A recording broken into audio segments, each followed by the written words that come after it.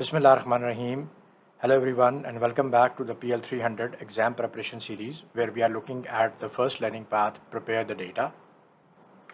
In this video, we are looking at the topic select appropriate column data types, which is part of the section transform and load the data.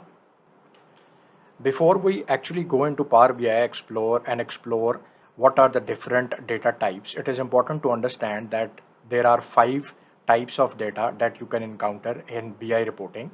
The first being categorical, the second being ordinal, the third is quantitative, fourth is spatial, and the fifth is temporal.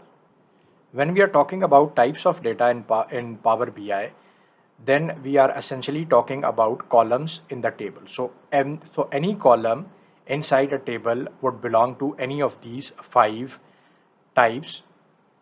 The first type is categorical. So categorical type includes names, channels, currency codes, names of the customer, suburb, city, anything which represents a category is basically the categorical data type.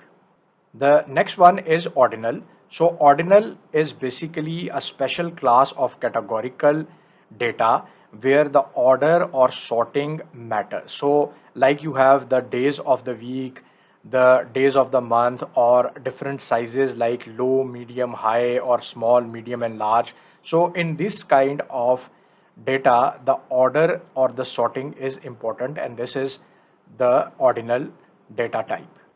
The next one is quantitative. So any column which has numbers on which mathematical operations can be performed, like sum, average, multiplication, division, or some other operations like min, max, or some other statistical operations. This type of data is quantitative.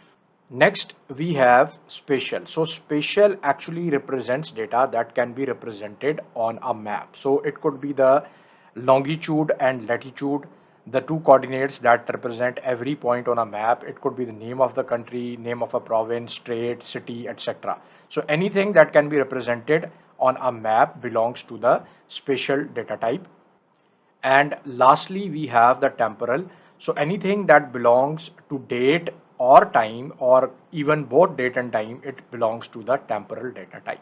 So now let's go to Power BI desktop and let's solve an end-to-end example. And in that example, we are going to look at the data types, and we see that how the data types in Power BI are related to each of the categories that we just saw in this slide deck.